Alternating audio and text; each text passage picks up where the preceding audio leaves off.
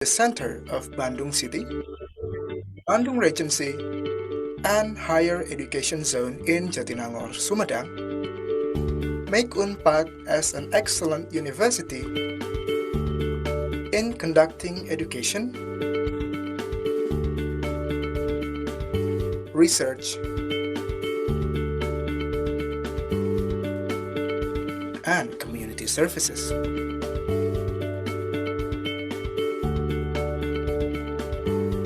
Through its best programs enabling to fulfill the needs of society.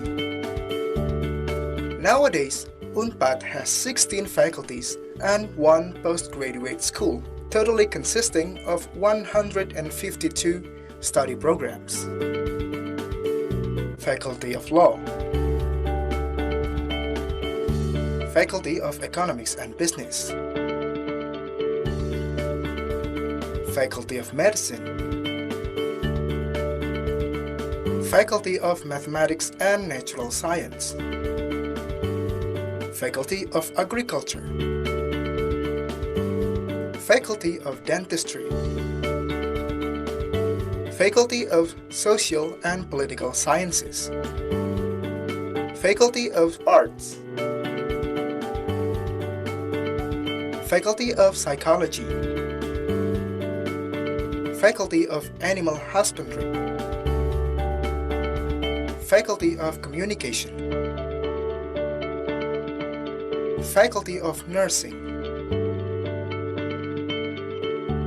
Faculty of Fishery and Marine, Faculty of Agricultural Industry Engineering, Faculty of Pharmacy,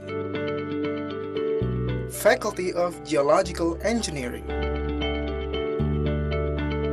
Postgraduate School.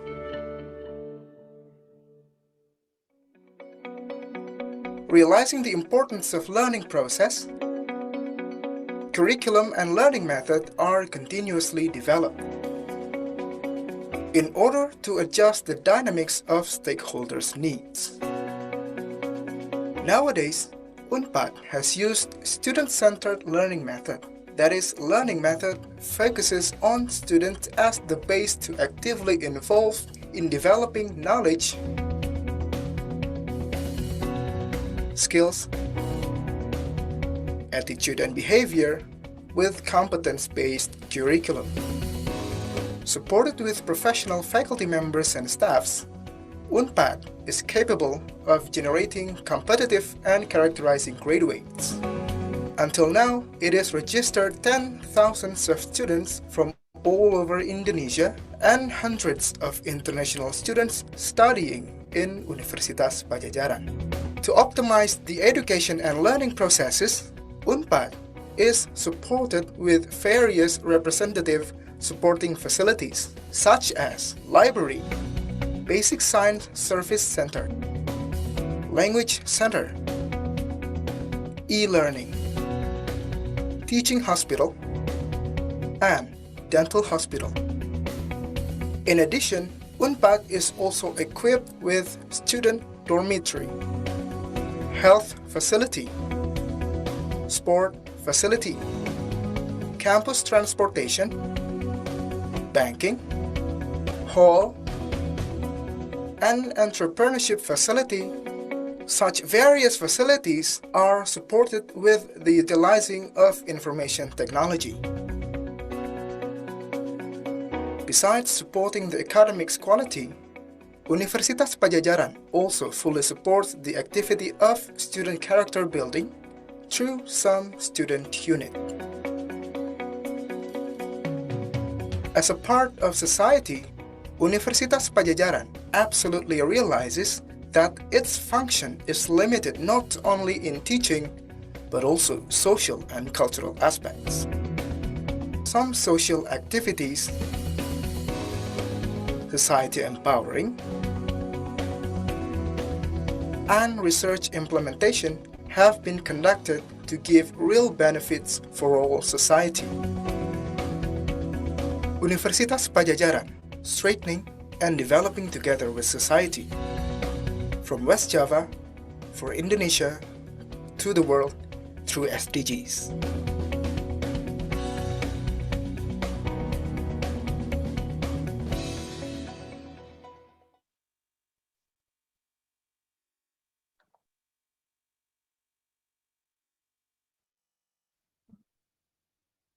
Greetings from Transcendent 2021 Massive Open Online Course in Cleft, Lip, and Palate held by Faculty of Dentistry Universitas Padjadjaran, Indonesia, collaborating with SmartTrend and also Indonesia's Cleft Center has been going on for a few weeks.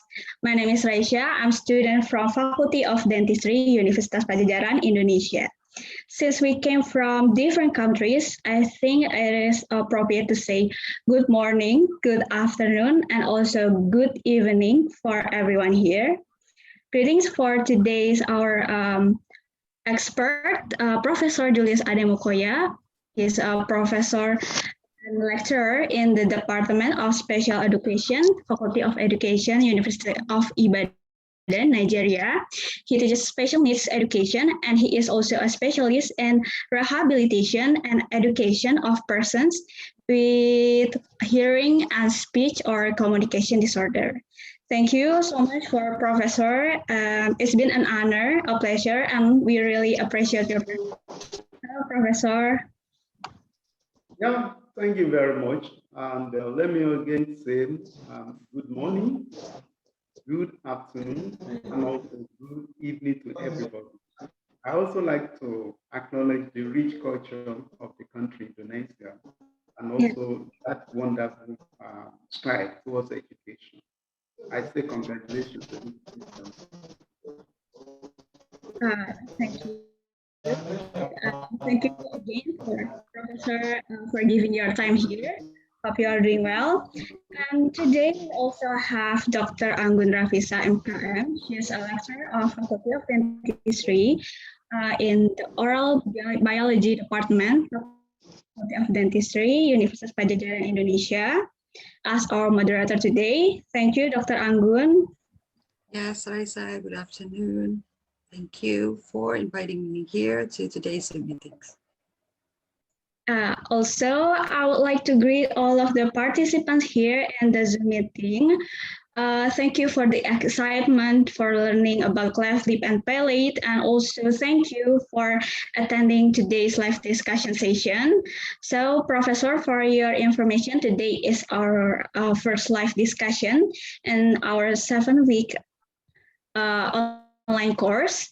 In today's live discussion, we are going to discuss about cleft speech therapy in the context of speech language therapy practice with Professor Julius Ademokoya. And today's live discussion will be separated into sessions. For the first session, Professor will answer the questions that have been filled out by the participants of online course in the MOOC website. The question will be presented on the screen later. After that, for the second session, we will accept more questions from the participants here. The participants can ask the question directly to the professor, or they can also ask via the chat section. For the chat section, the participants should write down the question, their name, and also where you are coming from. So, Professor, the participants here have already watched your video about this topic, but I think not everyone can make it into today's live discussion, but I'm pretty sure that more than 600 participants that have registered into our online course have watched your lectures video as well. And also, don't worry, today's live discussion recording will be also available in the MOOC website. So the participants that cannot make it into today's live discussion, and also participants that want to rewatch today's live discussion can access this video online whenever and wherever. Maybe now I would like to give the spotlight to Dr. Anggun as our moderator, and also Professor Julius Ademokoya as our speaker. Dr. Anggun, may I start the first session and lead today's live discussion. Thank you so much. We can move into first session. Okay, thank you very much, Raisa, for the very great opening. As mentioned before, my name is Anggun Rafisa, and I am the moderator that will guide throughout this live discussion. Today we have Professor Julius Ademokoya from Nigeria, and in this first session, I will read the questions submitted by the participants in MOOC Live Unpad or in the chat box in today's Zoom meetings. Okay, can I start reading the question, Professor? Yeah. Yeah, okay. Committee, please share the questions. Okay, this is the first questions from Zain Irfan, Universitas Pajajaran. If the primary operation is held in the older age, in which the children should have passed the speech developmental age, is there any benefit to it? Or maybe the silver linings? Maybe the children will be easier to handle and easier to teach. Please, Professor. Yeah, thank you very much. The fact is that the earlier we discover speech language problems of any person, and the problem is treated, the better. But we also know that in certain circumstances, children get into the adult age and their speech problems are not identified, much less treated. The fact is that at any point, the speech problems are discovered. In this case, cleft lip and palate. And the surgery is done. No matter the age, no matter how old the patient is, there is still an opportunity to correct the speech language problems of that person. And for him to get along very, very well, communicate effectively, fluently in the society. So, well, when it is advisable that individuals with speech problems must be treated, speech corrections must take place very early. But if, for whatever reason, somebody is old and yet is still presented, for surgery and also for speech language correction, good. It can be done at any age. There's no problems. There are no problems, rather. Okay, thank you very much, Professor Julius. So the speech therapy for cleft babies, it's better. I think it's better to do it than never do it the speech therapy, right, Professor Julius? Okay, can we continue to the second question?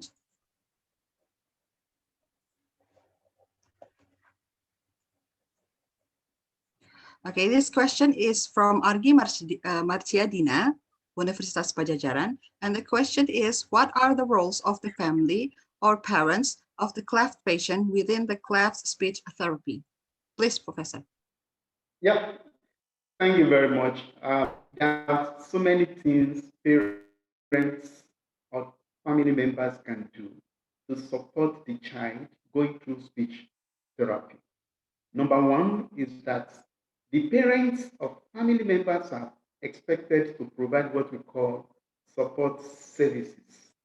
Now, they have to encourage the child to attend speech training sessions, work with the speech language therapist, and also, even after leaving the clinic, the parents carry on. They continue at home to complement, to support, to continue with what the speech therapist did or what happened during the speech training sessions. So the parents have a lot of role, like I said. One, they have to support. Okay. In fact, it is even important that the parents appreciate, even recommend their children for therapy. Encourage the children or their child to attend the therapy, support the child during the therapy, provide the necessary family support, family love, encouragement, and also even show that enthusiasm with the speech therapist. there are situations where the speech therapist will have to discuss with the parents what the parents will need to do at home to complement whatever they are doing at the clinic or during the training sessions. Okay? Then, like I mentioned before, the encouragement. The parent must encourage. The parent must also support the speech activities by also feeding the speech therapist with some relevant information. For instance, a child may be too young to describe his or her speech problems. So the parents who listen to this child, the parents who live with this child, the family member who interact with this child, definitely we even know the speech problems of the child more than the child himself or herself. So they are able to give more information to the speech language therapist about the child's problem. And also when the child is attending the speech therapy, the parents are also needed to give information, supply information to the speech therapist or speech language therapist about the progress being recorded. Okay? They are partners. They must complement whatever the speech therapist or speech language therapist are doing by giving information, necessary feedback, and also reporting. So the parents have a lot of things to do. Their roles, are to complement the speech therapist and also support the child, encourage the child, and monitor the child at home, and also give information back to the speech language therapist about the progress the child is achieving as he or she continues to attend speech training. Okay, thank you very much, Professor. I think it's the answer is very clear. The next question, please. It's from Josefinda Ayu, Universitas Pajajaran. Based on your experience, what is the most special case during speech therapy? Please, Professor. Well, to me, every stage or every case is important. We don't prioritize a case above another because every child or every situation or every case is different. If I understand this question very well, the most special case during the speech therapy, well, you have, the diagnosis stage, um, you have treatment stage, you have the review stage, you have the follow-up stage. Well, the point is that every case as it is presented is very important. It's not always ethically correct for a speech therapist to say, oh, a case is more serious or more threatening than the other. A speech therapist should be quite very objective, consider every case as it comes, and regard every case as very important. Okay, Professor. The next questions. Okay, it's from Rashid Abdul Aziz, Universitas Pajajaran. In this COVID pandemic, how can we apply an optimal speech therapy to cleft patients, since there are several limitations, such as fewer appointment sessions, and what kind of adaptation of the treatment we need to do in order to tackle these issues? Please, Professor. Okay, thank you very much. The World Health Organization has listed out some precautions, or cautions rather, which otherwise are called health protocols. How professionals who normally have one-on-one, touch with their clients or patients. Of course, COVID-19 has made it necessary that as much as possible, close contact with anybody must be avoided. Now, if we have to go by the protocols, there are two categories of things that can be done. Number one is that if it is necessary that on one-on-one basis, a therapist must meet with his or her client. There are already stipulated cautions, okay, protocols that must be observed. For instance, as much as possible, distancing, social distancing must be maintained. Two, the necessary cautions like the washing of the hands, using the nose mask, as it is very close to me here. They are here. You know, ensuring that as much as possible, every piece of instrument, every material, even the surface, are cleaned, are cleaned up, using the necessary antiviral infection, agents and so on.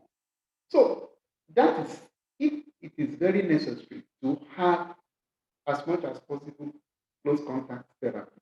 But where it is also possible to do what is called online therapy, where are the two sides, both from the speech therapist clinic and the patient home environment, there are necessary electronic materials or equipment that can be used, whereby as we are, having this Zoom program, I'm here in Nigeria, you are here in Indonesia and the other, countries, and yet we are having, contact as if we are more or less in the same environment.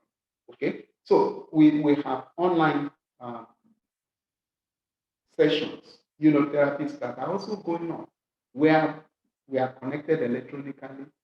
The speech therapist examines, observes, and gives instruction, from his or her own end, and the client at the other end responds, as much as possible.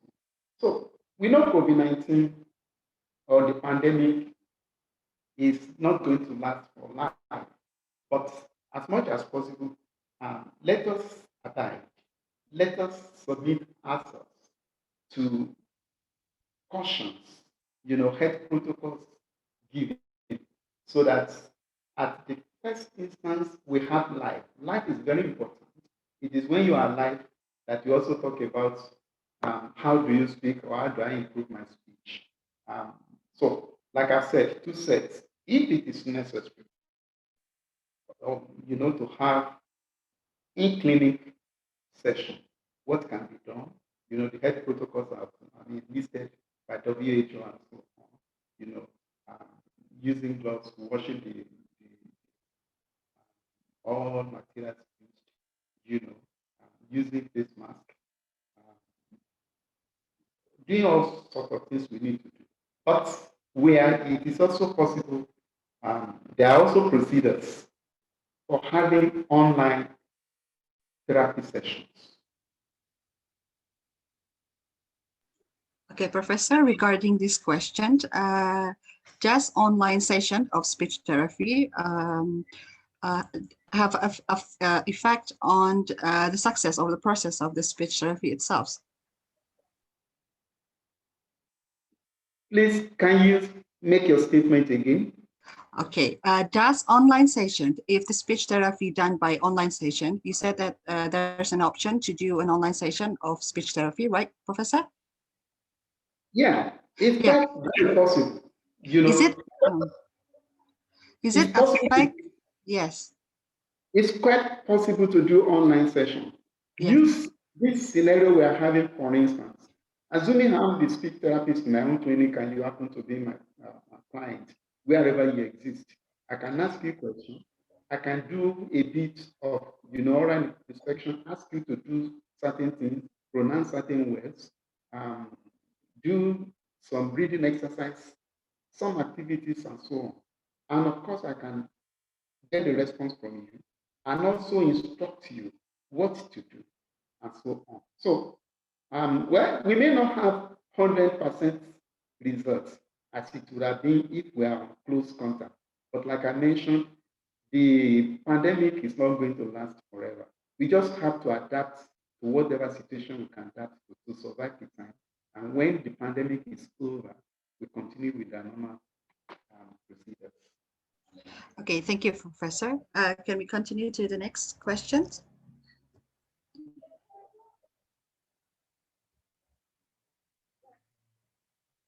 Next question, please. I think that was the last question for the first session. Okay. Maybe That's the last question for the first session, Professor Julius. And I think now I want to give a chance to the participant that attend this Zoom meetings today. If you want to have a direct conversation, I'm sorry, if you excuse me, okay. If you have another question or want to ask Professor Julius directly about today's topic, you can use the raise hand feature and then turn on your microphone, please. If there are any participants wants to join us here. Alia raised her hand. Maybe Dr. Anggun. Okay, please, Alia, if you want to open your microphone. Okay, Doctor. Thank you for the opportunity, Professor Ademokoya and Dr. Anggun. My question is about, I think it is pretty popular in Indonesia that there are many parents doing parenting style, which is they teach Indonesian and English bilingual language to their children. So my question is about how about that pattern? So the bilingual pattern parenting style in language, and it is applied to the post-surgery children's with cleft. Does it affect the speech ability for the children, the professor? Well, to be sincere with you, I didn't hear you clearly, but I don't know if your question is placed on chat, so that I will understand you clearly. Are you hearing me? Yes, I'm hearing I you. didn't get your question clearly. Can you hear me clearly? Do it on chat. Okay, Professor Julius, I think Alia would write it on the chat box so you can, and then share in the screen so you can read it. Alia, can you please write it in the chat box? Okay, Doctor, I will write in the chat box. Okay, for the next participant, if you want to turn on your microphone or write down your question in the chat box, please.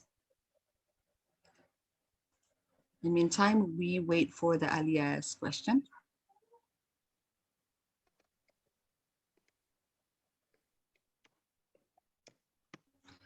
Do we have another participant that wants to ask Professor Julius directly?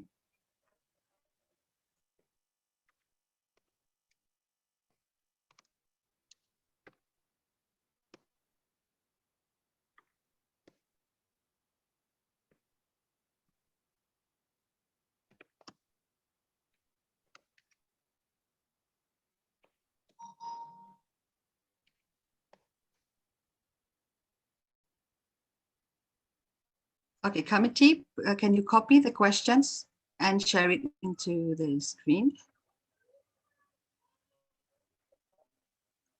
Professor Julius, you can also see the question in the chat box. Well, let me start by saying very clearly that the issue of bilingualism, where a child is introduced into more than one language at a time, is a very serious one. There are different views as regards what should be done. But personally, I hold the view that a young child, a growing child, especially at tender age, from age 1 to 5, 6, 7, 8, and thereabout, should be introduced to just only one language at a time.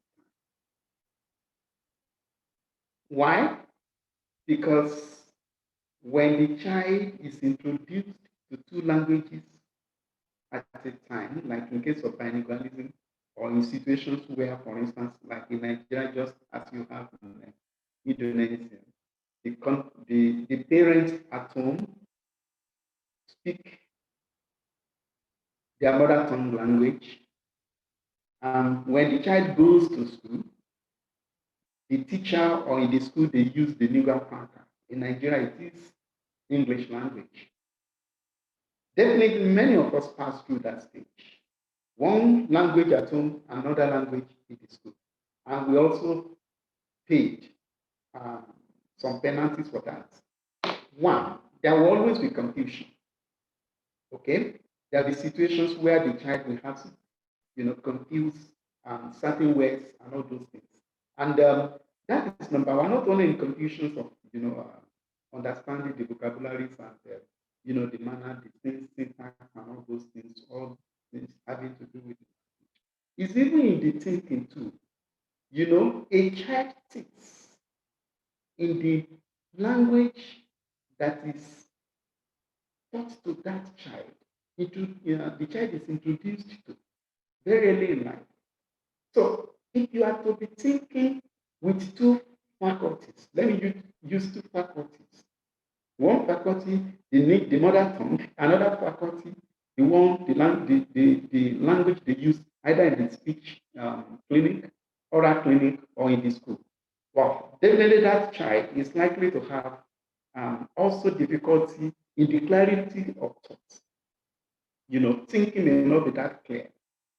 We are not against, or personally, I'm not against the idea that a child should learn more than one language, especially in our diverse world, where you also have advantages as much as many languages you can speak. But the issue is that the child must be introduced to a language at a particular time, until when that child has sufficiently mastered, the language. Now, back to the question you have. Okay, how does being bilingual, parenting style affect the child? Just like I've mentioned, post-surgery, speech therapy. If the child has surgery around 4-5, and after the surgery, we get into the speech training, speech correction, and again, that child is the speech clinician, speech therapist speaks a particular language to the child. The parent speaks another language to the child. You can imagine how confused, the child can be. As much as possible, it's quite very necessary that, particularly like the word you use here, affecting the ability of post-surgery children. If the children are still within that very tender age, like I mentioned, between 1, 5, 6, 7, that will be a problem for the child. Bilingual parenting style, or whether the language the parents speak, even at home. You see, as a speech therapist, what I told my wife when we started producing children is that, though by our own tribe here, we are Yoruba, and it's quite very normal at home, we speak Yoruba to ourselves. But the moment children started coming in, we adapted ourselves to English language so as not to create problem of confusion. Both confusion in learning the two languages at a time and also confusion of thought. And when the children grow up on their own, they have matured, they have the capability to take in more than one language, and on their own, maybe at school or with friends, they started picking up other language. But it's not, the parent should please, for the sake of the child, the parent and the therapist should please stick to a particular language when the child is still very tender. At least to make sure that those early, delicate age, the child doesn't experience confusion in terms of understanding the patterns of two languages and also confusion in thoughts. Okay, thank you very much, Professor Julius, for the answer. Alia, How about the answer? Yeah, it's very clear, Professor. Thank you so much, Professor. Do we have another question? Okay, this question actually comes from me, Professor, and I will read it to you. Do the speech and language milestones of cleft babies follow the milestone of general babies without oral birth defects? And this is the other question. And what count as a word in terms of baby speech, especially with cleft babies? Do bubbles count as a word, or just words with meanings, even though it's mispronounced by the baby, count as a word? As we know that cleft baby may have difficulties in producing some sounds or syllables. Please, Professor. Yeah, please, I would like to answer the questions one by one. Maybe after I would have finished with the first question, then we go to the next question. Now, the first question is, do the speech and language milestones of cleft babies follow the milestone of general babies without oral? No, oral defect. My answer is no. Of course, we should know that the child with cleft lip or cleft palate will not be able to develop language milestones, acquire language milestones, as with the children who are normal, who do not have disabilities. Now, the reason is very clear. When other children without problems, without cleft lips, without cleft palates, are undergoing normal sequential flow of speech development, the unfortunate child has different environments, has different challenges, has different mindsets. The parents don't even, parents and the other people surrounding the child, the siblings don't even have that love, that is preparedness to begin to engage or teach the child. Their major concern at that particular time is that first, how would the cleft, be sorted out? The challenge of the cleft be sorted out. So the environment, like I mentioned, that love environment, that spontaneous environment, where by the interaction, mixing loving environment, the siblings and the parents interact with the child, and the child begins to imitate and begins to pick up, vocabularies, begin to learn how to pronounce words. They are not available for the child with cleft. So the two of them definitely can never have same opportunities to learn. Let me also put it this way, that the gap that is likely to exist between the two depends on how soon the cleft is treated, the surgery is performed, and the child is introduced to speech training or speech correction. Is only when the surgery has been performed, the gap closed, healing has taken place, then the child is now introduced to speech therapy, that the child will now begin to, at whatever age, is like, if it is done at age 7, for instance, the child at the speech learning level will now be as if he's starting from age 1, even though he's 7 years old.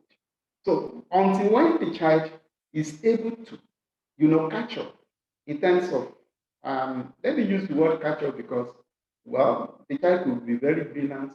The child could also have enough motivation, enough determination that is going to learn how to catch up with others. Otherwise, some children may not catch up, completely, apparently well. There may still be some, gaps. But if the child is determined, coupled with good speech learning program, necessary support from the parents, siblings, and so on, the child can catch up. But to settle that question, it can't be the same with the child You know, the speech language processes cannot be the same between the child with cleft lip or cleft palate and the one without. Okay, I think that settles the first question. The second question is, what counts as a word in terms of baby speech, especially cleft palate? Well, I don't have word counts that I can give because one, every speech therapist knows that every child has unique way of acquiring vocabulary. It's never the same. What we have just done, or what the researchers have done, is to try to just generalize. Okay, so we have tried to have an average word count as much as possible, but in order not to discourage both the child, the parents, or even the therapist to say, at 6 months old, for instance, the child should have this. Now, as you know, in this case, the babbling and all those things for a child, I think if we strictly put it on child with cleft lip and so on, it's not. It depends on at what time, you know, the surgery is done and therapy is conducted. But sincerely speaking, let me be very clear. It's not going to be advisable to say, okay, this is a definite word at what age, you know. The operation or surgery is done at different levels. So many factors are involved here. The readiness of the child to go for training, the support needed by the parent, the experience of the speech therapist. So many factors make this question not to be so clear or specific to us. Okay, with many.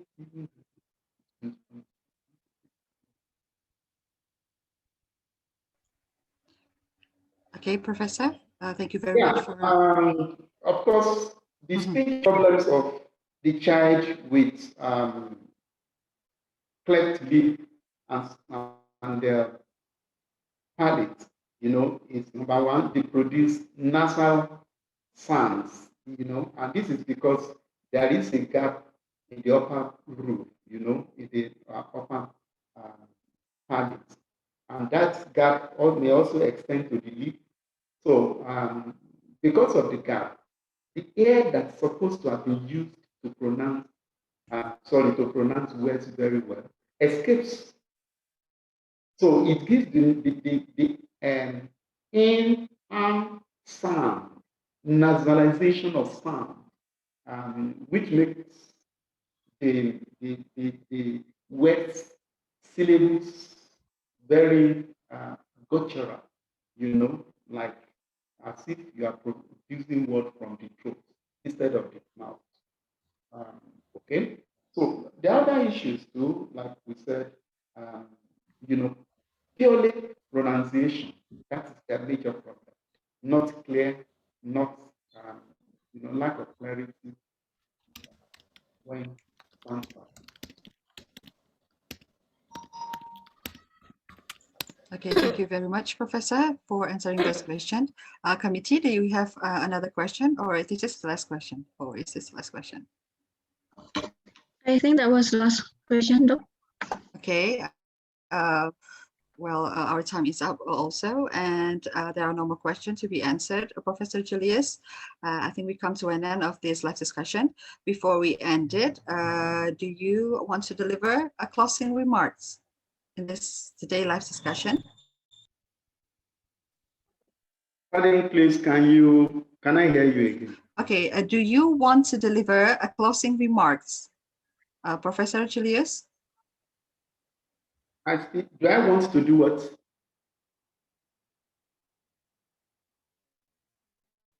Hello? Hello, Professor Julius Ademokoya, do you want to say anything or mention, do you have anything to say or mention to the participant?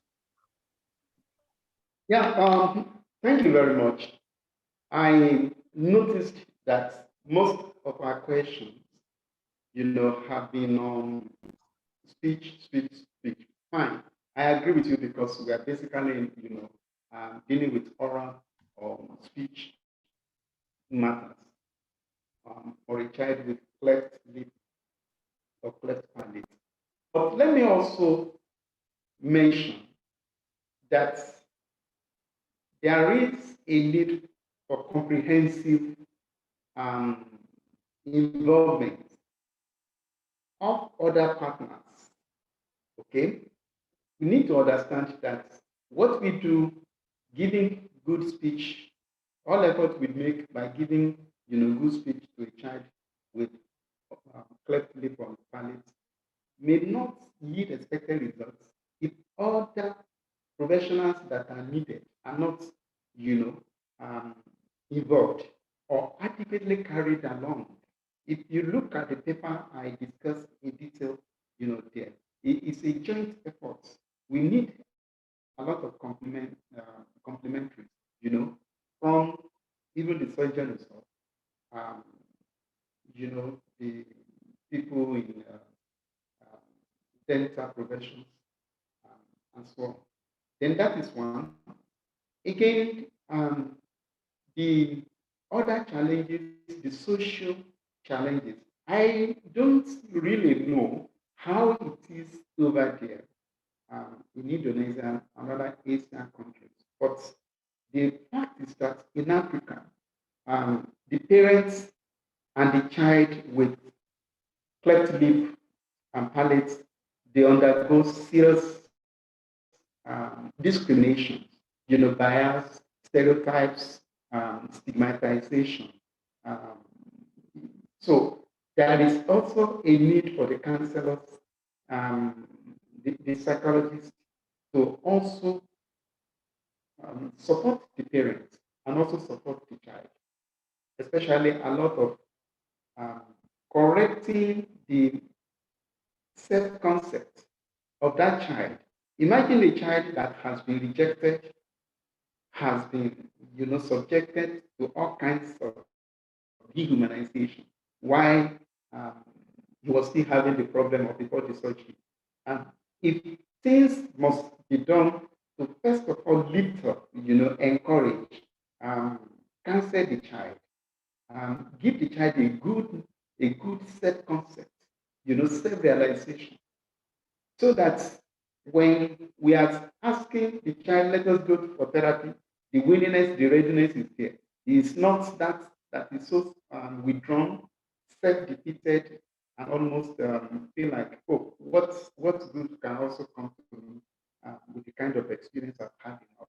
So let us also not just concentrating on speech correction, enabling the child to develop speech or language after the surgery. Let's look at the child in totality, okay? And also engage all necessary professionals so that the child can have what I call total comprehensive rehabilitation.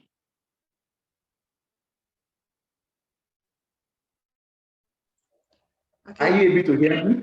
Yes, we can hear you, Professor. Okay, Professor, thank you very much for the very great closing remarks. And this is the end of this live discussion. Thank you for answering those questions. And it was a pleasure for us to have you here today. And I will return the session to the MC, Raisha. Please, Raisha. Yes, thank you so much for Professor and also Dr. Anggun for today's live discussion. For all the participants, please don't forget to join the next live discussion. There's another live discussion today at 10 AM GMT or 5 PM West Indonesia time with our guest expert. Before we end today's session, maybe we can take a picture.